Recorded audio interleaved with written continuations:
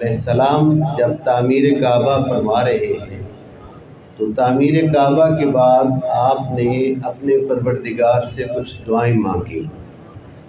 ان دعاؤں میں مکہ مکرمہ کو امن کا شہر بنانے کی دعا، مکہ مکرمہ میں پھلوں کی، ثمرات کے، رزق کی کثرت و برکت کی دعا، اپنے والدین کی مغفرت کی دعا جو ہم سب نماز میں تشہد کے آخر میں پڑھتے ہیں، اور ساتھ ہی جب کوئی کسی عظیم کام کو کرتا ہے تو اسے یہ فکر ہوتی ہے کہ اسے میرے بعد سنبھالے گا کون، اس کی میرے بعد حفاظت کون کرے گا۔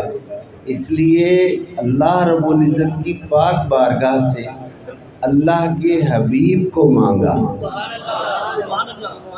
جو حضرت ابراہیم علیہ السلام کے بعد خانہ کعبہ کا ہمیشہ ہمیشہ کے لیے اسے بتوں سے پاک بھی کریں گے اور اسے اپنا مرکز عبادت بھی بنائیں گے۔ ایک بہت اہم بات اور بہت توجہ طلب بات یہ ہے کہ حضور کی آمد کی دعا تو مانگی، لیکن جس نسل مبارک سے حضور کی تشریف آوری ہونی تھی، پہلے اس مبارک نسل کی حفاظت کی دعا مانگی اور پھر ان سے حضور کے آنے کی دعا مانگی۔ اب میں ان دونوں آیتوں کا ترجمہ کرتا ہوں۔ سورہ بقرہ کی آیت نمبر 128 اور 129 غالباً ہے۔ ربنا وجعلنا مسلمین لک ومن ذریتنا امۃ مسلمۃ لک، کیونکہ تعمیر کعبہ میں حضرت ابراہیم علیہ السلام تنہا نہیں تھے بلکہ آپ کے ساتھ جناب اسماعیل علیہ السلام تھے، اس لیے عرض کیا ہے ہمارے پاک پروردگار ہم دونوں کو، مجھے اور اسماعیل کو، ہمیشہ اپنے حضور سر جھکانے والا رکھ۔ وَمِن ذُرِّيَّتِنَا أُمَّةً مُسْلِمَةً لَكَ، اور میری ذریت میں سے ایک نسل کو ہر دور میں اسلام پر رکھنا، مومن رکھنا، صاحب اسلام رکھنا۔ پاک پروردگار ہمیں اپنی عبادت کے طریقے سکھا، تیری عبادت کا گھر جو بنایا ہے تو ہمیں وہ طریقے سکھا کہ تیری بندگی کیسے ادا کریں، اور جب تو ہمیں وہ طریقے عطا سکھائے ہم تیری بندگی بجا لائیں تو ان میں اگر ہم سے کہیں کو کوتاہی ہو جائے وَتُبْ عَلَيْنَا، تو نظر رحمت سے رجوع فرمانا۔ اِنَّكَ أَنْتَ التَّوَّابُ الرَّحِيمُ، بے شک تو توبہ قبول فرمانے والا اور رحم فرمانے والا ہے۔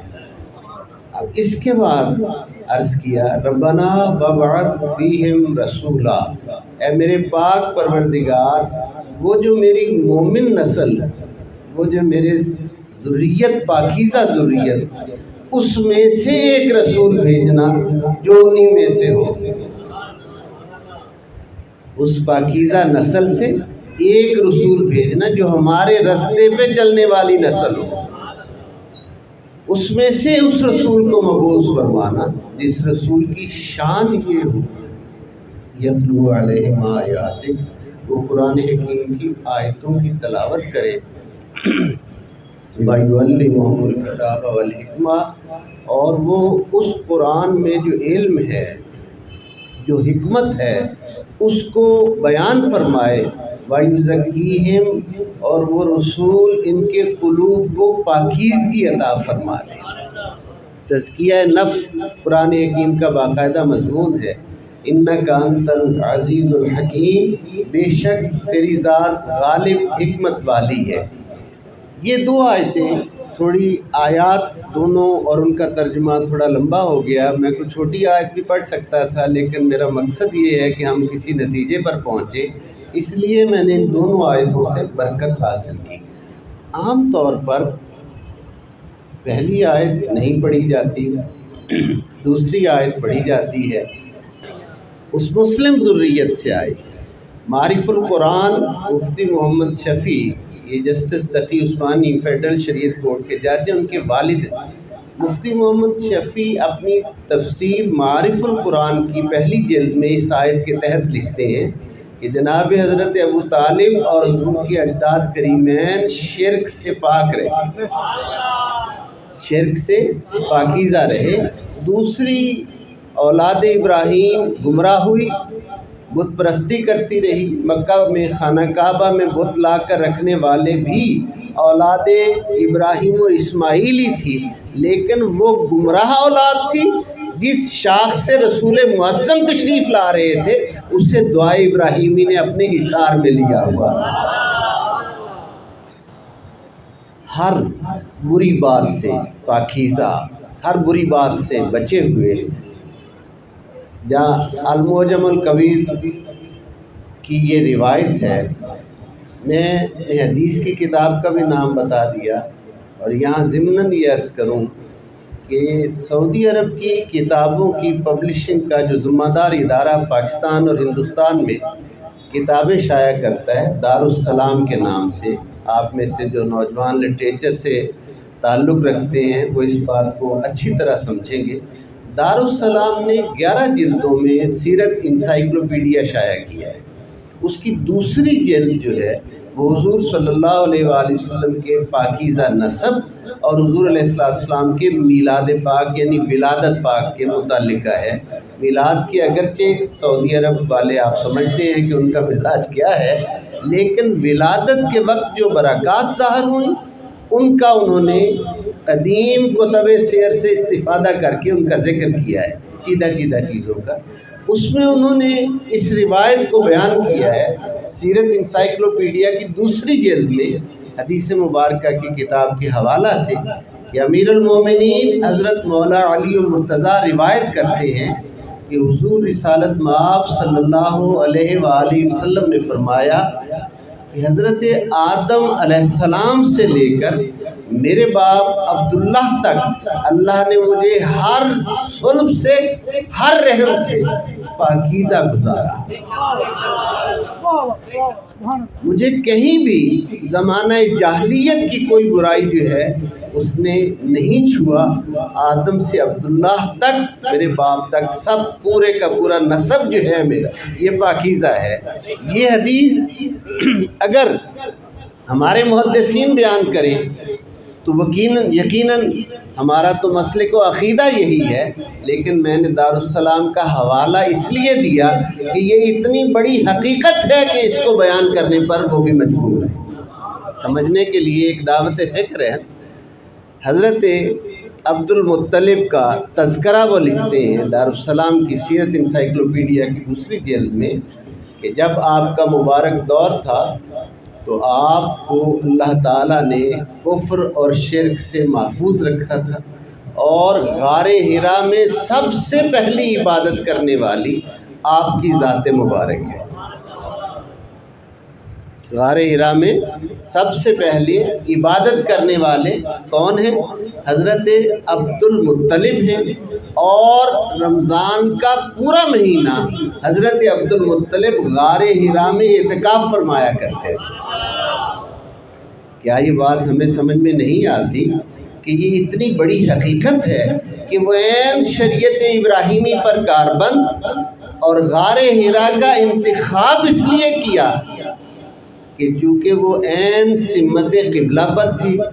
جیسے مسجد کے اس دروازہ میں آ کر آپ کھڑے ہوتے ہیں تو از خود آپ کا رخ بیت اللہ کی طرف ہو جاتا ہے، ایسے ہی غار حرا میں داخل ہونے والے شخص کا آپ میں کتنے پرنور چہرے ہیں جنہوں نے حج اور عمرہ کی سعادت حاصل کی ہے اور غار حرا کی زیارت کی ہوگی۔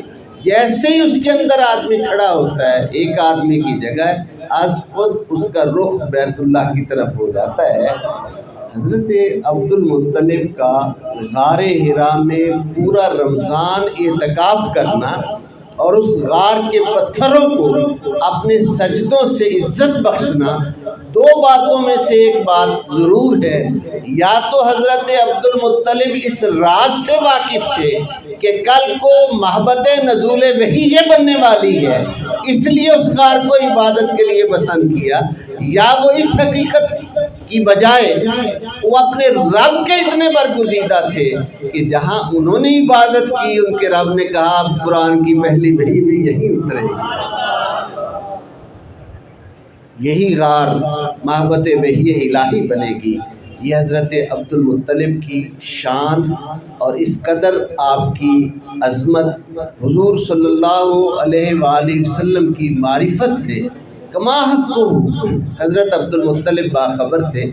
آپ حضرات سلام پڑھتے ہیں اعلیٰ حضرت عظیم البرکت کا۔ میں جب مسجد میں حاضر ہوا تو پھر اس وقت بھی قصیدہ نور کا پڑھا جا رہا تھا، تو یہ جو اعلیٰ حضرت کا سلام ہے اس میں وہ کتنا خوبصورت شعر ہے، جن کے سجدے کو محراب کعبہ جھکی، ان بھموں کی لطافت پہ لاکھوں سلام۔ یہ سلام کا شعر اس روایت پر اعلیٰ حضرت عظیم البرکت نے کہا ہے کہ حضرت عبد المطلب فرماتے ہیں میں شب ظہور قدسی حتیم میں لیٹا ہوا تھا، تو جب صبح صادق کا وقت آیا میں نے دیکھا کہ حرم کعبہ حضرت آمنہ کے حجرہ کی طرف جھکا ہے، حضرت آمنہ کے حجرہ کی طرف جھکا۔ میں نے دیکھا تو میں سمجھ گیا کہ وہ وقت وہ سعید ساتھ وہ برکت والی گھڑی تشریف لے آئی، وہ برکت والی ساتھ آ گئی۔ اب اس حدیث کو کلام اعلیٰ حضرت کو جب پڑھیں گے تو یا قرآن کی کسی آیت کا ترجمہ ہوگا یا کسی حدیث کا ترجمہ ہوگا۔ اسی روایت پر انہوں نے سلام کا یہ خوبصورت شعر جو ہے وہ کہا، جن کے سجدے کو محراب کعبہ جھکی، کہ جب ظہور قدسی کی رات آتی ہے، صبح صادق آتی ہے، وہ ساعت سعید آتی ہے، تو بیت اللہ حضور کے استقبال کے لیے سلام کرتا ہے، استقبال کرتا ہے۔ اور اس میں کوئی تعجب والی بات نہیں، کیونکہ بیت اللہ 500 سال سے بتوں سے بھرا ہوا تھا۔ بیت اللہ کو انتظار تھا کہ کب وہ خلیل الرحمن کی مانگی ہوئی دعائیں قبول ہوں گی اور کب مجھے بیت اللہ کو اللہ کا صحیح معنی میں گھر بنانے والے تشریف لائیں گے، انتظار تھا۔ یہ ابھی کچھ دن پہلے، ابھی ایک ماہ زیادہ سے زیادہ ہوا ہوگا، یہ آپ نے دیکھا سعودی حکومت نے 2 تصاویر جاری کی ہیں۔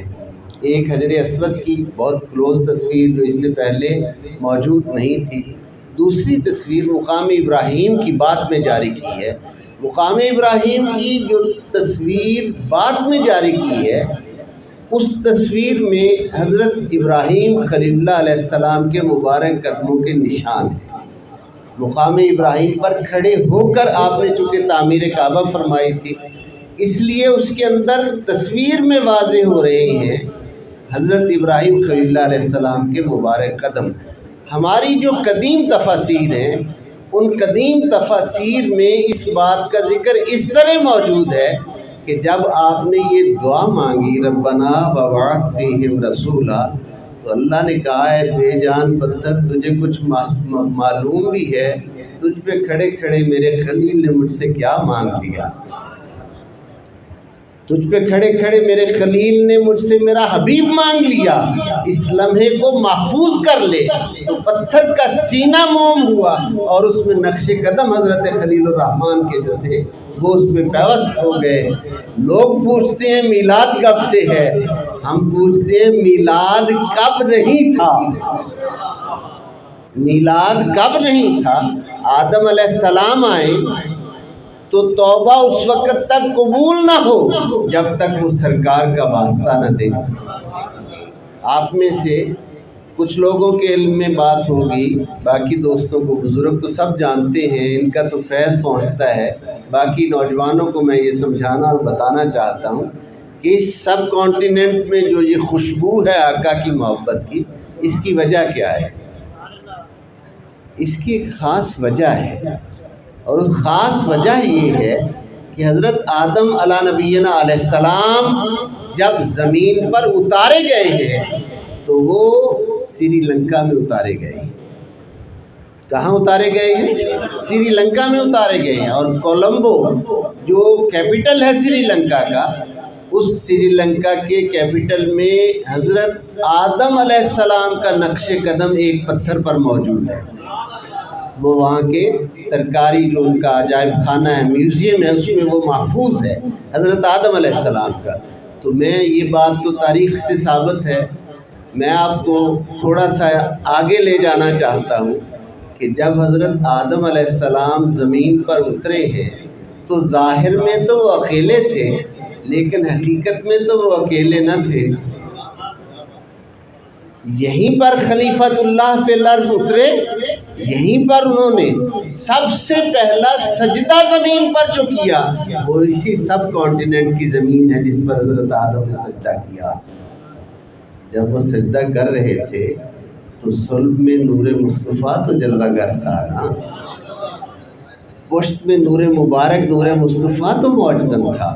یہیں قبولیت توبہ کی آیت اتری، یہیں حضرت آدم علیہ السلام ربنا ظلمنا انفسنا وان لم تغفر لنا وترحمنا لنکونن من الخاسرین کے بابرکت کلمات لے کر آئے، توبہ قبول ہوئی۔ تو اب حضرت آدم کو یہاں اتارا گیا تھا، حضرت اماں حوا کو جدہ میں اتارا گیا تھا۔ اماں حوا کو کہاں اتارا گیا تھا؟ جدہ میں۔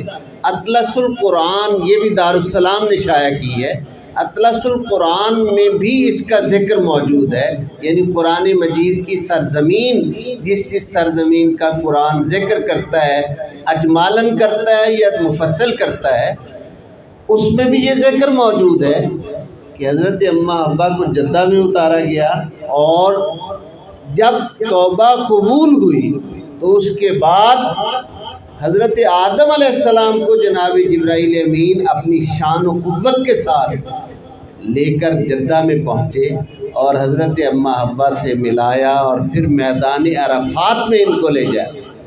اور عرفات کا نام عرفات ہی اس لیے ہے کہ وہاں دونوں نے ایک دوسرے کو پہچانا، معرفت حاصل ہوئی۔ یہ ساری چیزیں کتابوں میں موجود ہیں، یعنی اس سرزمین پر کچھ سمجھ میں آئی میں نے درمیان میں پیغام کیا دیا ہے؟ اس سرزمین پر جو اپنے آقا سے محبت کی خوشبو ہے وہ اس لیے ہے کہ اس سرزمین پر بالواسطہ اپنے رب کو پہلا سجدہ یہی کیا گیا ہے، یہی توبہ قبول ہوئی ہے، اور یہی حضور کا واسطہ دیا گیا جو مقبول ٹھہرا تو توبہ قبول ہوئی، اور پھر آگے سارا نظام چلا۔ اہل سنت کے عظیم محدث اور بر صغیر پاک و ہند میں حدیث مبارک کا سب سے پہلا درس قائم کرنے والی شخصیت حضرت شاہ عبدالحق محدث دہلوی رحمۃ اللہ علیہ مدارج النبوت میں نقل کرتے ہیں کہ جب حضرت آدم علیہ السلام نے اماں حوا کو پہچانا، اور پہچاننے کے بعد اب آگے نسل انسانی کا آغاز ہونا تھا، تو آدم علیہ السلام کو حکم ہوا کہ حوا کا حق مہر ادا کرو۔ باری تعالیٰ وہ کیا ہے؟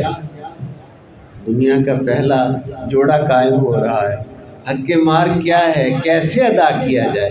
فرمایا میرے حبیب پر، نبی آخر زمان پر، جن کے واسطے سے توبہ قبول ہوئی ہے، 20 مرتبہ درود بھیجو۔ تمہارا یہ درود بھیجنا حق مہر ٹھہرے گا اور حوا تجھ پر حلال ہو جائے گی۔ تو میلاد کب نہیں ہے، ہر ایک دور تیرے دور کی گواہی دے، کسے مجال کسی اور کی گواہی دے، اسے نصیب نہ ہو آسمان کا سایہ، تیرے سوا جو کسی اور کی گواہی دے۔ ہر دور میرے آقا کا دور ہے، ہر عہد میرے آقا کا عہد ہے۔ حضرت آدم علیہ نبینا علیہ السلام اور اماں حوا کو اللہ تعالیٰ نے جو اولاد مرحمت فرمائی، ان میں حضرت آدم کے وہ بیٹے جو ان کے بعد حضور کے نور مبارک کے امین ٹھہرے، حضرت شیس علیہ السلام۔ جب حضرت آدم کا وقت وصال آیا تو آپ نے اپنے اس بیٹے کو بلایا اور کہا بیٹے میری ساری اولاد کا شرف ایک طرف،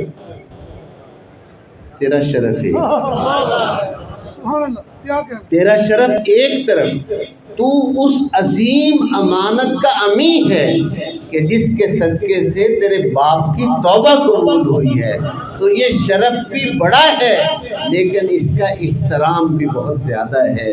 خیال رکھنا کہ اس عظمت اور شان والے نور کی تکریم میں کوئی کمی واقع نہ ہو۔ اسی طرح ہر جانے والا آنے والے کو یہ وصیت کرتا گیا، ہر جانے والا آنے والے کو وصیت کرتا گیا۔ میں آپ کو زیادہ طویل اس موضوع پہ نہیں کچھ بات کرنی چاہتا، ایک پیغام تھا جو میں نے دیا۔ اب ذرا آئیں اس کو سمجھنے کی کوشش کریں کہ حضرت عبد المطلب نے، یہ نتیجہ آ رہا ہے، ذرا اس کو سمجھیے گا۔ حضرت عبد المطلب نے جو حضور کو دیکھتے ہی بے ساختہ محمد نام رکھ دیا تھا، وہ محمد نام جو اللہ نے اپنی حبیب کا رکھا تھا، وہ نام حضرت عبد المطلب زمین پر آتے ہی رکھتے ہیں، تو گویا انہیں پوری معرفت حاصل تھی کہ یہ آ کون رہا ہے، اس کی شان کیا ہے، اس کا مقام کیا ہے۔ یہ ابھی سلسلہ ثناخوانی جاری تھا، تو 1400 سال سے نعت اس میں محمد کا طواف ہی تو کر رہی ہے، اور کیا ہو رہا ہے؟ ایسا نام سرکار کا رکھ دیا، بہت زیادہ تعریف کیا گیا، یعنی جس کی تعریف کا کبھی سلسلہ ختم ہی نہ ہوگا، یہ وہ پیارا محمد صلی اللہ علیہ وسلم ہے۔ 100 اونٹ عقیقہ کے حضور صلی اللہ علیہ وآلہ وسلم کے لیے ذبح کیے، 100 اونٹ حضور کے عقیقہ کے ذبح کیے، اور جناب حضرت حافظ ابو نعیم اصفہانی دلائل النبوت میں اس روایت کو بیان کرتے ہیں۔ جناب حضرت ابو طالب سے فرمایا، بیٹے سارے مکہ کے گھروں میں سب کو اطلاع دے آؤ کہ 3 دن کھانا ہمارے دسترخوان پر آ کر کھائے۔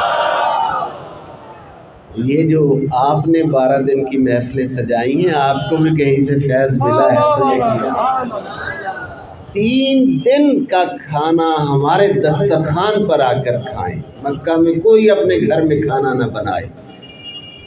جب اہل مکہ کو اطلاع ملی اور وہ لوگ آئے، گروہ در گروہ جا کر دسترخوان پر جب بیٹھنے لگے، تو آپ نے فرمایا، وہ لوگ پوچھتے کہ نام کیا رکھا ہے؟ اتنی بڑی دعوت، 1 دن کی نہیں، 2 ٹائم کی نہیں، 3 ٹائم کی نہیں، 3 دن کی دعوت، اور سارے مرد و زن کی دعوت، کیا وجہ ہے؟ فرمایا، اللہ نے مجھے بیٹا بڑی شانوں والا عطا فرمایا۔ نام کیا رکھا ہے؟ محمد۔ اب وہ عرب کے بدو وہ کہتے ہیں، یہ تو ہم نے پہلے کبھی سنا ہی نہیں۔ حضرت عبد المطلب مسکراتے فرماتے، پہلے کوئی اندے ورگا آیا ہوتا تو پہلے کوئی اس جیسا آیا ہوتا تو تم سنتے نا۔ یہ حقیقت ہے کہ وہ معرفت آگاہ تھے، اسی وجہ سے حضرت عبد المطلب کا یہ کرم ہے کہ انہوں نے ہمیں حضور کی معرفت سے آگاہ کیا، اور فرمایا، بیٹے، جناب حضرت ابو طالب کو فرمایا، بیٹے دسترخوان کے لیے گوشت الگ کر لو، اور باقی جو گوشت ہے 100 اونٹ ذبح کیے، باقی جو گوشت ہے اس کی صحرا میں ڈھیریاں لگا دو، پہاڑوں کی چوٹیوں پر ڈھیریاں لگا دو۔ یہ بات پڑھنے کے بعد چشم تصور میں انسان سوچنے پہ مجبور ہو جاتا ہے کہ دسترخوان بچھا دینا ہی کیا کافی نہ تھا، یہ اس طرح چوٹیوں پر ڈھیریاں لگا دو، صحرا میں گوشت کی ڈھیریاں لگا دو، سرکار یہ کیوں ہے؟ تو جواب آتا ہے کہ دسترخوان پر تو صرف انسان آئیں گے، اور یہ انسانوں کے لیے نہیں، یہ تو جہانوں کے لیے رحمت بن کر تشریف لائے، یہ تو جہانوں کے لیے تشریف بن کر لائے ہیں۔ اس لیے ہم نے ہر مخلوق کا رزق جو ہے وہ اس کے دروازے پر پہنچایا ہے کہ اللہ نے ہمیں یہ عزت، عظمت اور شان والا بیٹا عطا فرمایا ہے۔ غور کیجئے، ایک بہت ہی اہم اور علمی بات ہے، نام رکھا ہے حضرت عبد المطلب نے، لیکن قرآن حکیم اسی نام کو 4 مقامات پر بیان کر رہا ہے۔ اس کا مطلب کیا ہے کہ اس نے محمد بنا کر بھیجا تھا اور کہا عبد المطلب بنا کے ہم نے بھیج دیا ہے، زمین پر اعلان تو کر دے۔ کوئی تو تعلق تھا نا حضرت عبد المطلب کا اپنے رب کے ساتھ۔ والدین انبیاء کے جو ہوتے ہیں ان کی شان عام لوگوں سے جداگانہ ہوتی ہے، ان کی شان عام لوگوں سے مختلف ہوتی ہے۔ سیدہ آمنہ سلام اللہ علیہ نے حضور کا جو مبارک نام احمد رکھا، اس کو قرآن حکیم نے سورہ صف کی آیت نمبر 6 میں ایک مقام پر بیان کیا، اور اس میں محمد کو قرآن حکیم نے 4 مقامات پر بیان کیا۔ وہ اللہ نے والدہ ماجدہ اور حضرت عبد المطلب دادا جان دونوں کے رکھے ہوئے نام جو ہیں ان پر مہر لگا دی کہ یہ نام بے شک ہمارے پسندیدہ ہیں اور ہماری طرف سے ہی ان ہستیوں کو القاء کیے گئے۔ میں ذرا چاہتا ہوں کہ ہم ایک پیر صاحب موجود ہیں اور ان کی وجہ سے محفل کا ذوق اور رنگ ہی اور ہے۔ یقیناً اس خطہ میں فیض ہی اولیاء کرام کا ہے، سارا جتنا اسلام پھیلا ہے بزرگان دین کی برکات سے ہی پھیلا ہے۔ یہ میں بات خاص طور پر عرض کرنا چاہوں گا کہ جو انبیاء کرام علیہ السلام کی مائیں ہوتی ہیں، ان ماں یا ان کے ساتھ تعلق رکھنے والے قریبی رشتے جن کے ذمے ان کی خدمت ہوتی ہے، ان کی شان اور لوگوں سے مختلف ہوتی ہے، ان کی شان اور لوگوں سے مختلف ہوتی ہے۔ یہ ہمارا محض عقیدت نہیں ہے، یہ حقیقت ہے، یہ قرآن حکیم اس پر گواہ ہے۔ حضرت موسیٰ علیہ نبینا علیہ السلام کی والدہ ماجدہ سورہ قصص کی آیت نمبر 7 میں اس بات کا ذکر ہے کہ جب آپ کو معلوم ہے نا کہ وہ ایک مخصوص حالات تھے، فرعون بچوں کو قتل کروا دیتا تھا، خواب سے ڈرا ہوا تھا، ان مخصوص حالات میں اللہ نے فرمایا مجھ سے ٹکراتا ہے پھر میں پالوں گا بھی، اسے بچاؤں گا بھی، پالوں گا بھی اور پالوں گا بھی تیرے گھر میں۔ سورہ قصص میں حضرت آمنہ سلام اللہ علیہ حضرت موسیٰ علیہ السلام کی والدہ ماجدہ کا ذکر ہے کہ اللہ نے وَأَوْحَيْنَا إِلَىٰ أُمِّ مُوسَىٰ، ذرا الفاظ پہ غور کیجیے، وَأَوْحَيْنَا إِلَىٰ أُمِّ مُوسَىٰ، جو صحیح سیدھا ترجمہ کیا جائے تو ترجمہ یہ ہم نے وحی کی موسیٰ کی ماں پر، ذرا احتیاط والا ترجمہ کیا جائے تو ہم نے الہام کیا موسیٰ کی ماں پر۔ آگے وہ حکم ہے کہ بے خطر اپنے بیٹے کو ڈال دے دریا میں، ہم عنقریب تجھے اس سے ملا دیں گے۔ سوچنے والی بات یہ ہے کہ بنی اسرائیل کے باقی مائیں جو ہیں ان کا حال کیا ہے اور حضرت موسیٰ کی ماں کا حال کیا ہے کہ ان سے خدا براہ راست کلام کر رہا ہے، انہیں الہام کر رہا ہے، اور وہ اتنی مقرب کنیز خدا ہے کہ وہ اپنے بیٹے کو لکڑی کے صندوق میں دریا کی لہروں کے سپرد کر دیتی ہے۔ یہ میں نے اس موضوع پہ بہت کچھ میں عرض کر سکتا ہوں، ہمارا سبجیکٹ ہی یہی ہے۔ آپ صبح نور دیکھتے رہتے ہیں، اس میں ہمارا پیغام ہی ادب والا پیغام ہے، ہمارا پیغام ہی محبت والا پیغام ہے، اور ادب ہے تو سب کچھ ہے۔ حضرت شیخ الاسلام خواجہ محمد قمر الدین سیالی رحمۃ اللہ تعالی، آپ کا ایک خوبصورت فارسی کا شعر میں پیش کرنا چاہتا ہوں ادب کے حوالے سے، پھر اپنی بات پہ آتا ہوں۔ آپ فرماتے ہیں کردم از عقل سوالے کہ بگو ایمان چیز، عقل در گوش دلم گفت کہ ایمان ادب است۔ میں نے عقل سے سوال کیا مجھے بتا ایمان کسے کہتے ہیں، تو عقل نے میرے دل کے کانوں میں کہا ایمان تو ادب کا نام ہے، ایمان تو ادب کا نام ہے۔ عقل در گوش دلم گفت کہ ایمان ادب است، اگر ادب ہے تو سمجھے کہ ایمان ہے، اور اگر ادب جاتا رہا تو پھر اللہ رب العزت اپنی حفاظت میں رکھے، کرم فرمائے۔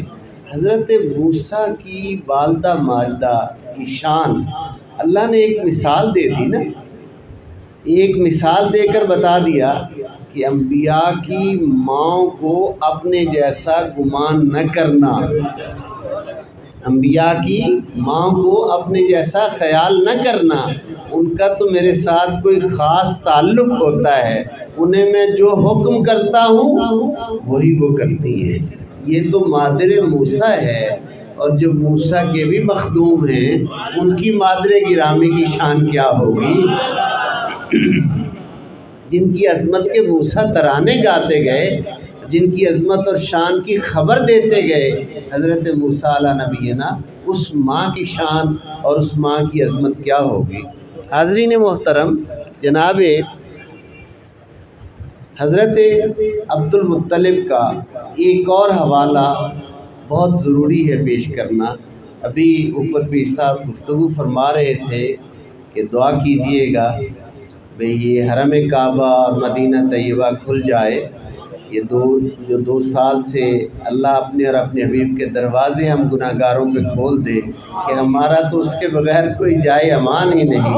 اقبال کہتا ہے نہ جہاں نہ ملی جہاں میں کہیں امان ملی، جو امان ملی تو کہاں ملی، میرے جرم خانہ خراب کو تیرے عفو بندہ نواز دے۔ تو جہاں میں ہمارے لیے امان کی جگہ ہی حضور کے در اقدس، حضور کے گنبد خضرا کے نظارے ہیں، اللہ اور اس کے حبیب کے گھر کے دروازے ہیں۔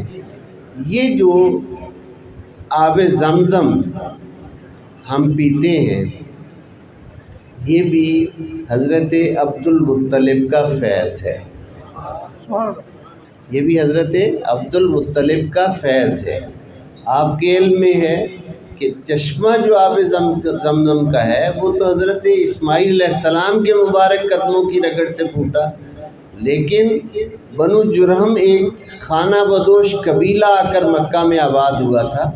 حضرت ہاجرہ سلام اللہ علیہ اور حضرت اسماعیل علیہ السلام کے وقت میں اسی قبیلہ میں حضرت اسماعیل علیہ السلام کی شادی ہوئی تھی، اسی سے آگے پھر سلسلہ نسب مبارک کا چلا تھا۔ ایک وقت آیا کہ بنو جرہم کا قریش مکہ کے ساتھ یعنی اولاد اسماعیل، بہت سی باتیں آ رہی ہیں، بہت سی باتیں پوچھی جا رہی ہیں کہ کیا جی قرآن و حدیث میں بھی کہیں میلاد کا کوئی ذکر ہے۔ اللہ رب العزت نے اپنے پیارے انبیاء علیہ السلام میں سے چنیدہ شخصیات کا باقاعدہ ذکر کیا ہے قرآن حکیم میں۔ حضرت آدم علیہ السلام کی خلقت کا ذکر قرآن میں موجود ہے، جو حضرت آدم کے میلاد کا تذکرہ ہے۔ حضرت موسیٰ علیہ السلام کا، جیسے میں نے سورہ قصص کا حوالہ کیا، ابتدائی آیات میں ان کی ولادت باسعادت کا تذکرہ ہے۔ حضرت عیسیٰ علیہ السلام کی ولادت باسعادت کا تذکرہ قرآن حکیم میں موجود ہے۔ حضرت یحییٰ علیہ السلام کی ولادت کا تذکرہ قرآن حکیم میں موجود ہے۔ ان انبیاء کے تذکرے ولادت باسعادت کے قرآن حکیم میں موجود ہیں، تو گویا یہ اللہ کی سنت مبارکہ ہے کہ وہ اپنے پیارے انبیاء کی اس دنیا میں آنے کا تذکرہ جو ہے وہ بیان فرماتا ہے۔ آیا گیا کیا قرآن کی کوئی آیت اس میلاد کو ظاہر کرتی ہے، حدیث ظاہر کرتی ہے؟ تو اس کو میں نے ایک بہت ہی احسن طریقے سے ایک جگہ پہ بیان کیا تھا، میں اس طریقے سے چاہتا ہوں آپ کو یہ بات سمجھاؤں۔ دلائل تو بہت سارے ہوتے ہیں، لیکن ہمارا چونکہ تعلق میڈیا ہاؤسز سے، چینل سے ہے، ہماری کوشش ہوتی ہے کہ ہم گھنٹوں کی بات کو منٹوں میں مکمل کریں اور پیغام کنوے کریں، میسیج پہنچے۔ میسیج یہ ہے جو سمجھنے والا ہے وہ یہ کہ قرآن حکیم، آپ کی توجہ ہے، جو بات میں کہنا چاہ رہا ہوں وہ آپ اسے سننا چاہتے ہیں۔ قرآن حکیم نے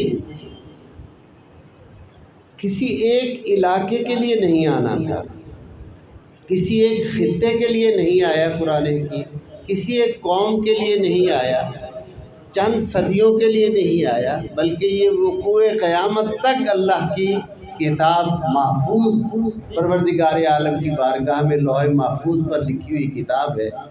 تو قرآن حکیم نے ایک خوبصورت اسلوب یہ دیا، اور حضور علیہ السلام کی مبارک سنت نے، حضور کی احادیث نے تعلیمات اپنی امت کی اس طرح سے عطا فرمائی اپنی امت کو کہ جو کام اللہ کو ناپسند تھے ان کاموں کی ایک فہرست عطا کر دی گئی، قرآن میں بھی احادیث میں بھی، یہ حرام، یہ حرام، یہ حرام، یہ حرام، یہ حرام، یہ حرام، ٹھیک ہے نا؟ آپ سمجھتے ہیں ساری چیزیں موجود ہیں جن سے منع کیا گیا، احادیث میں منع کیا گیا۔ Complete charter of human life, خطبہ حجت الوداع عالم انسانیت کا اس سے بہترین منشور نہیں ہے۔ پوری دنیا کی یونیورسٹیوں میں بہترین انسانی حیات کے منشور کے طور پر اسے پڑھا اور پڑھایا جاتا ہے۔ اس میں حضور علیہ السلام نے سود کو حرام قرار دیا، قتل کا بدلہ قتل قرآن نے کہا تھا، قصاص جان کے بدلے جان، اور باقی چیزیں جو حضور نے حرام قرار دے دی، مکمل کر دیا دین کو۔ اب سوچنے والی بات یہ ہے کہ جو چیزیں، اہم نقطہ توجہ چاہیے آپ کی، کہ جو چیزیں حرام اور ناپسند تھیں قرآن نے بھی منع کر دیں، فرمان مصطفیٰ نے بھی ان کو منع کر دیا۔ کیا فرامین مصطفیٰ میں یا قرآن کی کسی آیت میں یہ منع کیا گیا ہے کہ حضور کا میلاد نہیں منایا جا سکتا؟ جو قرآن نے منع نہیں کیا وہ قیامت تک کے لیے جائز ہے دائرہ شریعت میں رہتے ہوئے۔ میں نے ایک بہت بڑی بات کی ہے اور بڑے تھوڑے لفظوں میں کی ہے، اس کو پھیلا کے بڑا لمبا کیا جا سکتا ہے۔ یعنی جس قوم، جس قبیلہ، جہاں تعلیمات دنیا کے کسی کونے میں پہنچے، وہاں کے کلچر میں، وہاں کے معاملات میں جو چیزیں اسلام حرام کرتا ہے وہ حرام رہیں گی۔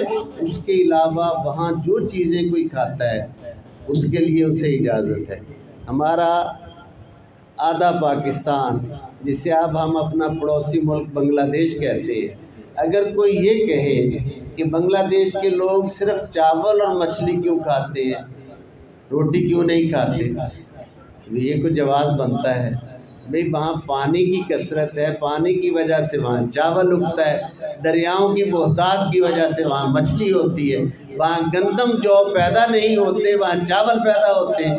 اگر تو اللہ نے چاول حرام کیے ہیں تو سوال پیدا ہوگا کہ وہ یہ کیوں کھاتے ہیں، اور اگر اللہ نے چاول حرام نہیں قرار دیے، غذا ہے انسان کے لیے جائز ہے، وہ کھا رہے ہیں۔ اللہ نے انبیاء کا تذکرہ میلاد کا قرآن میں جا بجا کر کے انبیاء کی آمد کا یہ اعلان کر دیا کہ میرے نبیوں کا ذکر کرنا باعث سعادت ہے، باعث برکات ہے۔ اور پھر یہ تو وہ نام مبارک ہے کہ اس نام کو ہمارے قبلہ حضرت، میرے حضور قبلہ حضرت والد مارد علیہ رحمت کی خدمت میں ایک اہل حدیث دوست آئے اور وہ کہنے لگے جی اذان ہوئی تو آپ نے اس میں محمد پہ انگوٹھے چومے۔ وہ کہنے لگے جی ہم یہ بدعت نہیں کرتے، ہم نہیں چومتے انگوٹھے۔ آپ نے فرمایا نہ چومو، اللہ نے میرے محبوب کا نام ہی ایسا بنایا ہے جب تم نام لیتے ہو تو ہونٹ آپس میں ایک دوسرے کو چومتے ہیں۔ محمد صلی اللہ علیہ وآلہ وسلم، دو دفعہ میم کہی تو دونوں ہونٹ آپس میں ملتے ہیں تو میم کا لفظ ادا ہوتا ہے۔ کہا نہ انگوٹھے چومو، اللہ نے اپنے محبوب کے ذکر کو بلند اتنا کر دیا ہے۔ اب جب ایک طرف میلاد کی ممانعت نہیں، دوسری طرف وہ فرمائے وَرَفَعْنَا لَكَ ذِكْرَكَ، اے حبیب ہم نے آپ کا ذکر آپ کی خاطر بلند کر دیا، تو یہ اس بلندی ذکر میں معمولی سا اپنا حصہ ہے جو حضور کی امت کے، حضور کے عاشق، حضور کے غلام یہ ڈال رہے ہیں۔ جب اس میں مبارک پڑھا جاتا ہے، 7 درود پاک پڑھا جاتا ہے، 10 نیکیاں درود پاک پڑھنے والے کو حاصل ہوتی ہیں، 10 گناہ جو ہیں وہ اس کے معاف ہوتے ہیں، 10 درجے ہیں جو اس کے بلند ہوتے ہیں۔ ہمارا ایک ویڈیو کلپ بہت زیادہ وائرل ہوا تھا، کچھ عرصہ پہلے کی بات ہے۔ فضائل درود بیان کرتے ہوئے میں نے ایک بار یہ بات عرض کی تھی کہ انسان کے ساتھ 2 فرشتے کرامن کاتبین موجود ہیں جو نیکی لکھتے ہیں اور یا بدی لکھتے ہیں۔ تو جب انسان کوئی نیکی کا کام کرتا ہے تو بدی والا فرشتہ جو ہے وہ فارغ بیٹھا ہوا ہوتا ہے، وہ کچھ نہیں لکھ رہا ہوتا، چونکہ انسان ایک وقت میں ایک کام کرتا ہے نا، وہ نیکی کا کام کر رہا ہے تو یہ دائیں کندھے کا فرشتہ جو ہے وہ نیکی لکھ رہا ہے۔ خدا نہ خواستہ اللہ ہمیں شر شیطان سے بچائے، اگر ہم سے کوئی کوتاہی ہوتی ہے، کوئی غلطی ہوتی ہے، اللہ کی نافرمانی ہوتی ہے تو وہ بائیں کندھے کا فرشتہ اسے لکھتا ہے، جب یہ آن ڈیوٹی ہوتا ہے تو یہ ریسٹ کر رہا ہوتا ہے۔ سمجھ میں آئی بات یا نہیں؟ درود ایک ایسا عمل ہے حضور کی ذات والا شان پر درود پڑھنا۔ جب بندے کی زبان درود کے لیے حرکت کرتی ہے تو دونوں فرشتے آن ڈیوٹی ہو جاتے ہیں، یہ 10 نیکیاں لکھتا ہے، یہ 10 گناہ لکھے ہوئے مٹاتا ہے۔ دونوں فرشتے بیک وقت ڈیوٹی دے رہے ہیں، یہ 10 نیکیاں لکھتا ہے نام عمل میں، وہ 10 گناہ مٹاتا ہے، اور 10 درجات جو ہیں انسان کے وہ بلند کر دیے جاتے ہیں۔ اللہ بلند کرتا ہے کہ اس نے میرے حبیب پر درود پڑھا ہے۔ یہ بات محبت کی ہوتی ہے، محبت سے سمجھ میں آتی ہے۔